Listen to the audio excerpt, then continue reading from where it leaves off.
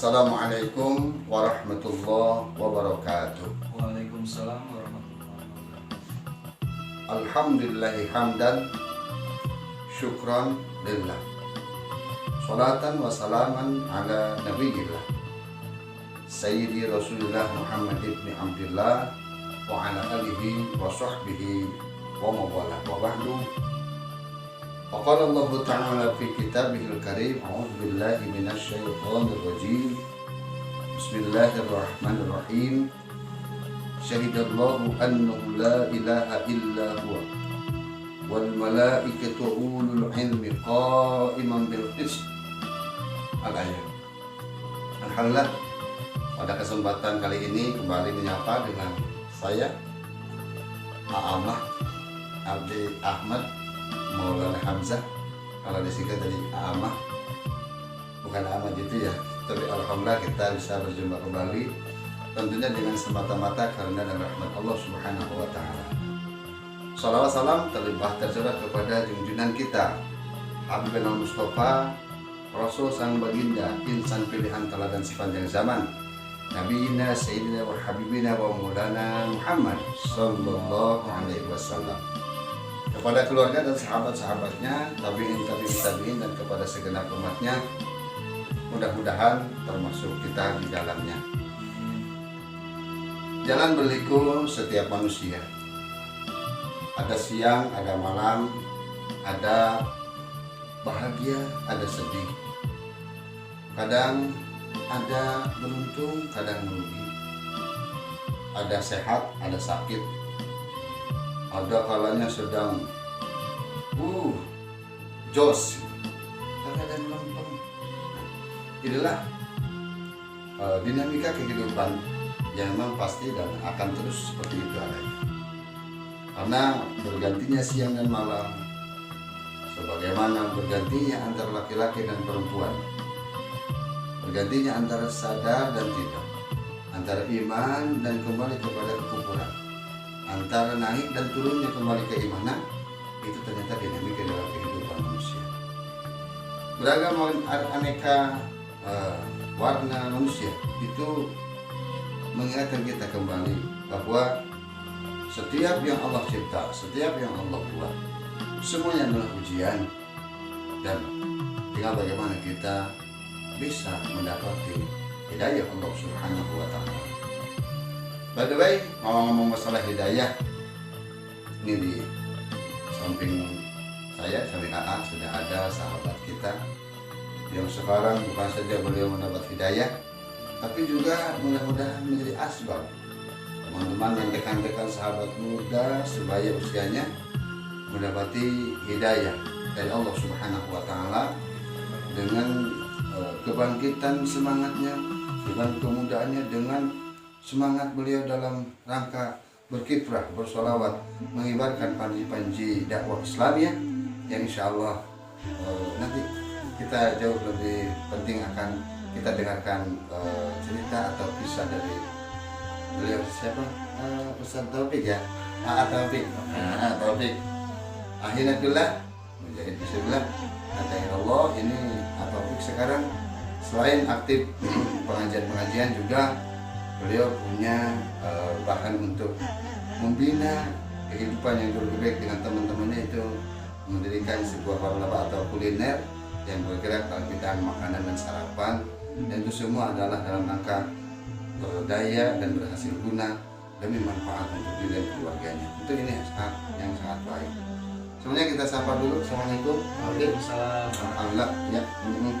Selamat datang di sini dan sana bahagia sekali bisa nanti berbagi cerita. Mungkin kalau boleh cerita dari awal, sejak dari mana gitu awal kebangkitan keinginan Taufik untuk lanjut. Ini silakan untuk dibicarakan langsung ke kamera.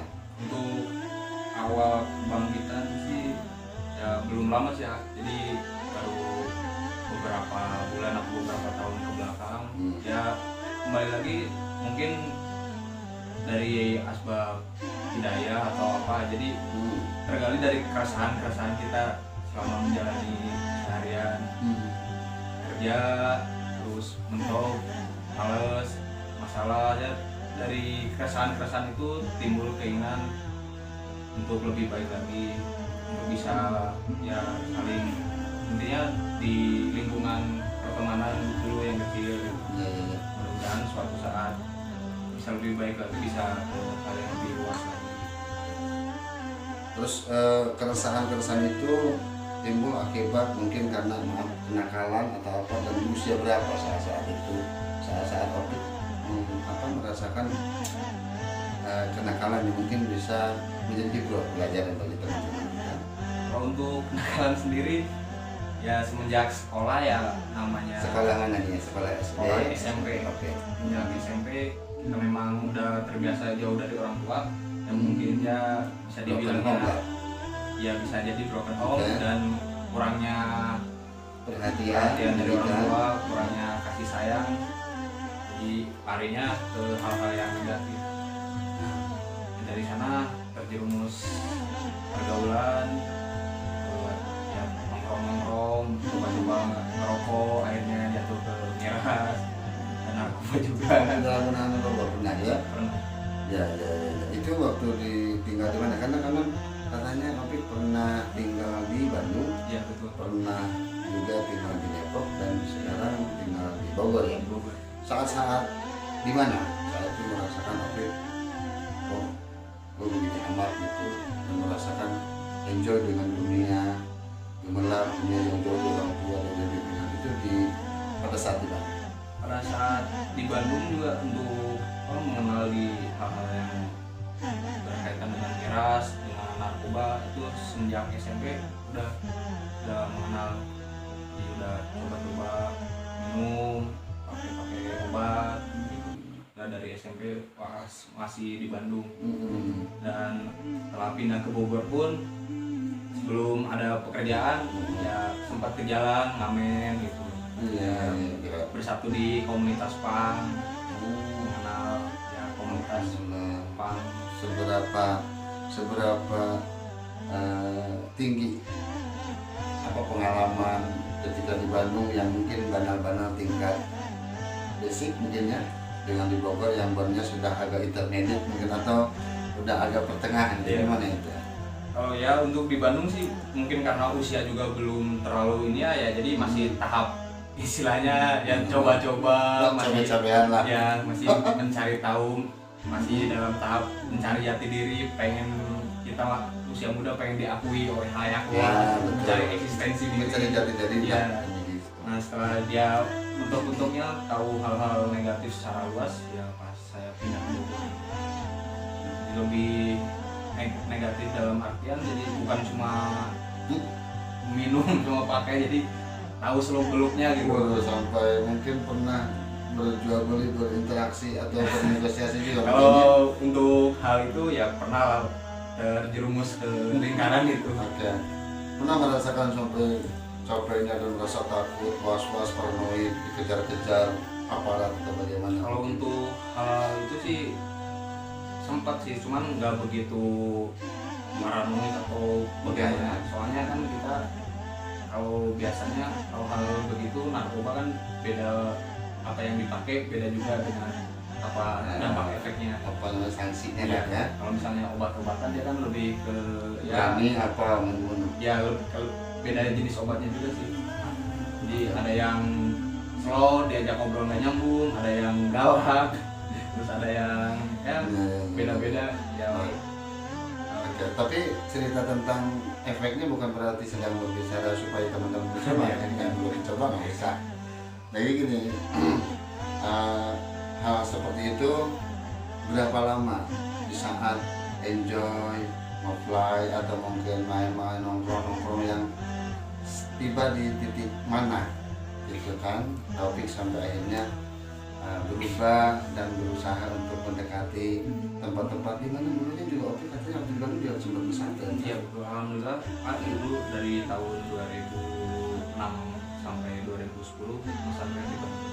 Di Bandung. Cuman ya begitu Lulusan Bandung bukannya mengamalkan dari pondok, malah mencicipi dulu sedikit dunia begitulah. Ada hidung. Mungkin itu yang dinamakan kayak pepatah Sunda, kuda lepas tina gedongan. Jadi begitu. Jadi Siap. dibimbing dalam pesantren, tapi ya memang entah karena opiknya yang nggak sungguh-sungguh waktu itu, nggak mendengarkan kata kiai opik, nggak mendengarkan kata orang tua, jadi menyia-nyiakan gitu ilmu yang kesempatan belajar di pesantren itu, akhirnya terjumus ke pergaulan yang tidak Ya tidak dan jauh dari fitrah pesantren itu sendiri. Ya, benar. Ya setiap manusia pasti punya pengalaman dan risk atau tantangan hidup kita sendiri. Mungkin al-insan mahalul khata wa nisyan, ya. Manusia pernah salah dan tepatnya lupa kan gitu. Tapi ada yang kemudian terus dalam salah dan lupanya. Kemudian ada yang atlet bisa balik lagi. Nah di tahun berapa Opik mulai lagi ada semacam penilaian, ya. Terus siapa yang menentukan dan mengajak Opik untuk kok jadi seperti ini profilnya? Terus dia juga nggak ada mantan bekas yang kayak codetan gitu atau mau tapak bisul misalkan, nggak ada. Alhamdulillah nggak ada. Oke. Di tahun berapa itu mulai Opik? Jadi untuk Terpanggil lagi atau bagaimana? mulai tergerak lagi, giro untuk memperbaiki diri, untuk mencoba mendekatkan lagi ke fitrah kita sebagai manusia, sebagai hamba Allah dari 2017-18. Awalnya gimana? Boleh cerita? Awalnya jadi ya memang kembali lagi dari keresahan selama ini kan Opik hidup ya kurang teratur, ibadah juga acak-acakan, makan jauh dari kata taat, makan maksiat setiap hari mungkin sebelum-sebelumnya. Jadi tergerak dari situ juga Opik ingat-ingat dulu di pesantren ilmunya pada kemana gitu kan, kenapa sekarang jadi begini gitu, Ya, jauh dari otomatis hilang lah ya. Baik. jadi karena kesalahan dulu saat pesantren Opik nggak semaksimal mungkin, Nggak konsisten. makanya saat ini saat keresahan muncul mencoba memperbaiki kesalahan yang sempat kemarin dilakukan. Baik. Itu keresahan itu dilakukan oleh Opik dalam bentuk apa? Misalkan datang ke Ustadz atau tiba-tiba Opik mau mengganti pakaian yang tadinya pakaian lusuh, kucel, kumel, ala khas biasa di jalanan, tiba-tiba Opik belakangan pakai gamis lagi, bahkan pakai sarungan lagi. Itu Pak. Keresahan apa yang timbul kemudian Opik melakukan sesuatu layaknya orang yang mendapatkan hijrah atau mau pindah nih, mau pindah sikap nih gitu. Apa yang Jadi sebenarnya keresahan itu munculnya dari akibat kita terlalu sering juga minum-minuman, terus ya narkoba. bukannya kalau minuman lupa masalah itu? Yang memang lupa, cuman di waktu jangka efek minuman tersebut setelah itu Malah kembali lagi. Oh benar. Oh berarti jadi cuma sesaat Iya, ya? cuma sesaat memang. Oh iya. Di- Nah, Opik resah saat setelah beres minum, Opik resah setelah beres play dan reaksi obat itu hilang mungkin. Iya. Terus keresahan itu Opik tunjukkan dalam bentuk apa? Saya merubah. Apakah Opik berwudu, kemudian Opik buka lagi pelajaran yang dulu, atau Opik datang ke guru yang dulu mengajarkan? Gimana? Jadi proses perjalanannya sih lebih ke baca-baca. Memang Opik suka baca, suka menulis juga. Jadi dari situ setiap waktu sendiri malam nggak bisa tidur ya baca-baca soal sejarah-sejarah Islam, terutama sejarah-sejarah Rasulullah, terus sejarah-sejarah Islam di Indonesia. Ya. Sampailah sosok Opik mengenal ya sosok-sosok seperti Buya Hamka, sosok-sosok Kiai Hasyim Asy'ari, Kiai Haji Ahmad Dahlan. Banyak kisah-kisah yang bisa diambil untuk merubah gitu kembali lagi diri Opik sendiri. Lebih di ini maksudnya faktornya lebih datang dari gereja diri sendiri ya. Iya. Bukan karena misalkan ketemu sama ustaznya kayak gituan wes ya kayak gitu men banal wes itu kasep oke itu kebumetan mesti mau membanal misalnya, nggak ada yang ngomong gitu. Atau siapa yang pernah mungkin negur Opik sampai Opik merasa oh kayaknya orang nggak kacau amat gitu. Kalau untuk teguran sih ya lebih paling dari orang tua yang paling Orang tua sering negur, nasihatinnya mungkin. Orang tua ayah atau ibu maksudnya? Ibu masih ada. Bisa aja ya ayah. Ayah sudah Oh, iya. Jadi mungkin dari doa-doa orang tua juga mungkin yang terkabul, jadi Opik bisa memperbaiki diri dan Ya kebetulan memang dari 2012 juga semenjak pindah ke Bogor memang ngaji itu sering, cuman ya itu kadang kalau lagi semangat hadir, kalau enggak gitu. Kalau kata ibarat Opik itu sebenarnya STMJ. Ya. Sholat terus masih jalan gitu Ya, katanya. bisa dibilang gitu. Jadi enggak yang parah banget gitu kan, enggak yang sampai nyungsep-nyungsepan di kolongeran, di got, di koyan ya kan. Kalau parah-parah begitu pernah sih, Karena oke. bahkan sampai Itu mau kasih sampai mau terlindas truk juga pernah. halo ya. Pernah efek obat-obatan. Kalau ini amatnya pemirsa, ya saya kasih game bukan industri kemudian kayak disingkirkan untuk apa mana. Ya itulah, tapi kita itu datang untuk cara Allah menjaga dan menyayangi kita supaya kita berbuat bersyukurlah. Tapi andai Allah itu datangkan ide itu mungkin melalui doa orang tua, melalui perubahan. Tapi pernah baca kitab mau mulai gitu kan, itu juga itu juga salah satu asbab hidayah di situ. Nah setelah mendapati asbab hidayah tersebut, tapi majelis yang didatangi itu kan adanya di kalangan kita itu ada majelis sholawat, ada majelis zikir, ada majelis taklim, ada majelis daulah. Kalau menamakan majelis daulah itu kita kepada teman-teman ikhwan yang suka dakwah terus gitu kan, kalau itu saya namakan majelis daulah. Ada majelis taklim seperti yang di sini di Posma itu kan sudah ada majelis taklim, ada lagi majelis zikir. Zikir di sana itu di Bosa, Marhaban, semuanya ada lagi majelis sholawat gitu. Nah saat Opik mendekati untuk menyatukan kembali pergaulan, di pergaulan mana Opik? Majelis sholawat kah, majelis zikir kah, atau lebih ke majelis taklim yang tadi teman-teman yang punya majelis didatengin lagi gimana? Ya, jadi dasarnya sih ke majelis yang sholawat dan rotib serta maulid. Jadi memang basic majelis yang sekarang dalam Opik dijalankan memang berbasis di rotib, maulid dan sholawat. Jadi cocok dengan angle kita. Kali ini pemirsa bahwa ini adalah hijrah berkat sholawat atau sholawat dahsyat luar biasa dan bisa membawa Opik makin nyata, makin cepat bersih lagi, kawas lagi gitu. Ya, orang yang suka sholawat pasti orang yang cinta Rasulullah. Orang yang cinta itu dia akan berusaha Opik bagaimana supaya yang dicintainya itu tertarik melihat gitu. Tentu akan caper dengan Rasulullah, caper dengan Allah. Itulah tanda-tanda orang sedang jatuh cinta. Makanya mesti dia tidak rugi keluarkan duit untuk apa? Untuk progresi, untuk menggaya dirinya, hanya untuk mengucapkan sholawat, pakai minyak wangi, pakai gaharu, pakai segala macam ya seperti itu ya. Seperti itu mungkin kawan-kawan yang dirahmati Allah Subhanahu Wa Taala. Nah, pada saat itu ngaji mental bisnis, katanya sekarang punya UMKM semacam dagang kuliner tadi ya, sudah tahu dari awal. Alhamdulillah, jadi untuk UMKM ini, jadi kita di majelis, anggota majelis atau jamaah di majelis, alhamdulillah ada amanat rezeki gitu, ada yang kasih modal untuk mencoba bahwa majelis ini ya bukan cuma bergerak di bidang ibadah aja, bukan di bidang syiar aja, jadi kita juga mencoba untuk merambah di bidang ekonominya juga. Ya maksudnya itu syiar juga kan, Ya. Artinya untuk menopang bagaimana seorang bisa melaksanakan haji kalau dia tidak mampu. Ya betul. Mampu itu harus dengan biaya dan biaya harus usaha. Bagaimana seorang bisa menjadi seorang nisab yang wajib zakat kalau dia tidak punya hal yang wajib zakati. Ya.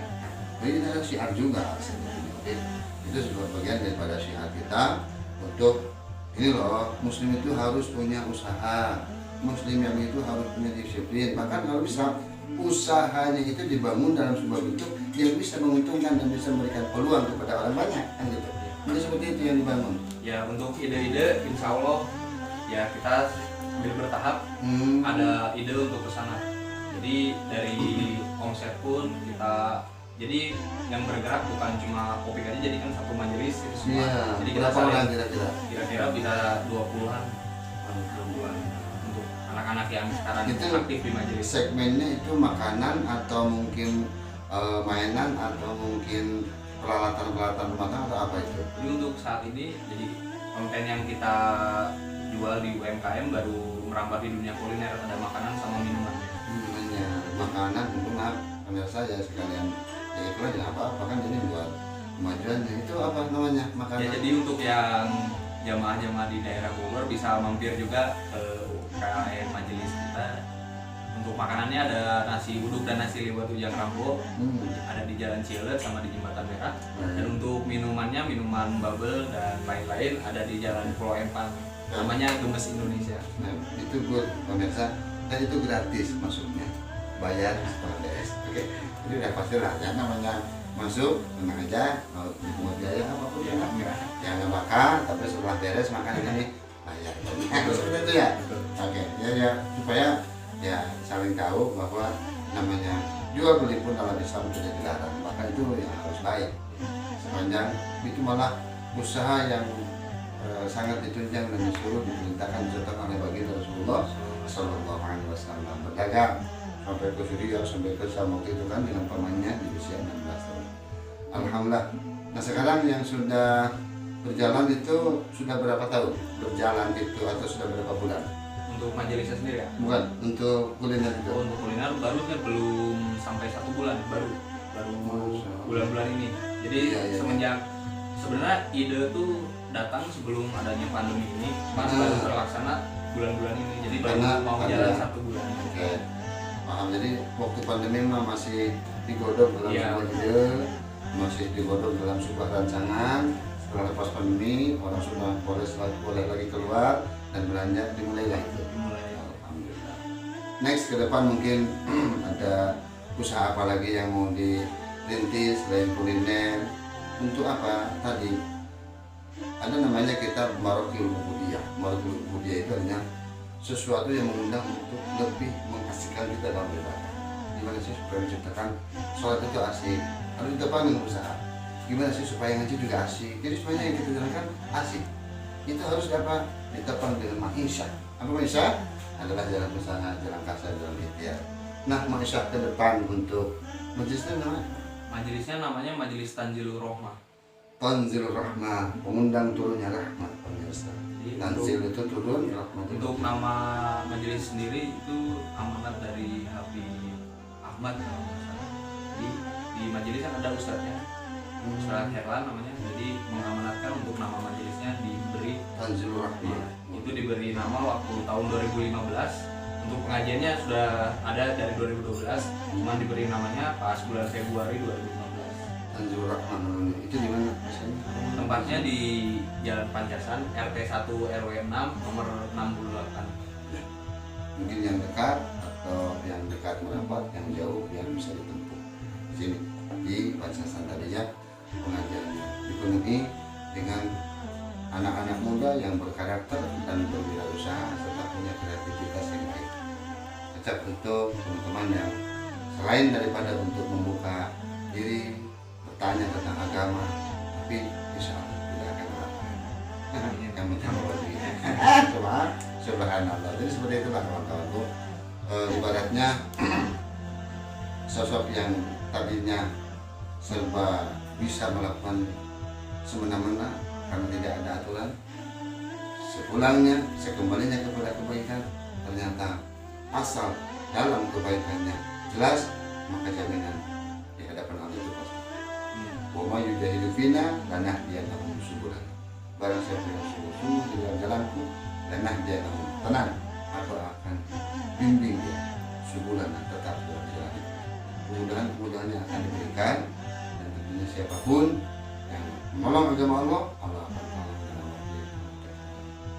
Alhamdulillah sudah hadir. Sekarang udah menikah belum? Belum.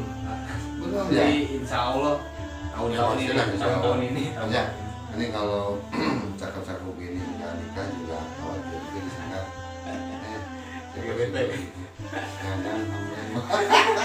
Jangan sampai lah, jangan lah. Tapi kalau yang udah berapa umur sekarang? Umur sekarang mau beranjak 27 tahun. 27 tahun, lewat 2 tahun dari Rasulullah, nggak apa-apa kan. Karena nih orang besar kita di belakang kita tuh yang ada di belakang layar tuh depan kak namanya itu sudah 30 tahun, tapi ya dia enjoy aja. Yang penting mau ngapain lu? Mau bersihan dulu. Ya saya dapat sudah dibersihan. Amin. Alhamdulillah. Alhamdulillah. Terima kasih atas kehadirannya. Mungkin ada closing statement atau khatimah atau khatimah atau khulasoh kesimpulan dan mungkin ada pesan yang ingin disampaikan bagaimana mereka teman-teman yang dekat atau yang jauh atau mungkin yang dulu pernah bareng-bareng di dunia antah berantahnya Opik, mungkin ada yang mau diajak silakan pesan Bapak.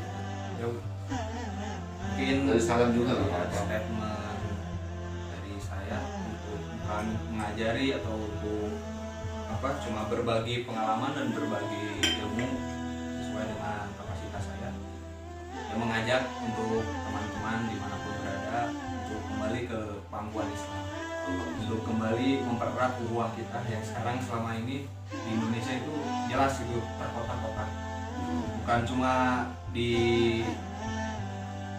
dalam hal agama aja, di dalam hal politik, bahkan menyangkut keutuhan NKRI ini sekarang sudah terancam.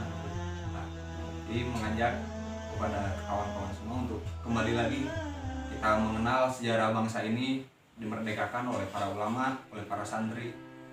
Jadi kita harus tahu itu jati diri Indonesia itu sebenarnya bagaimana.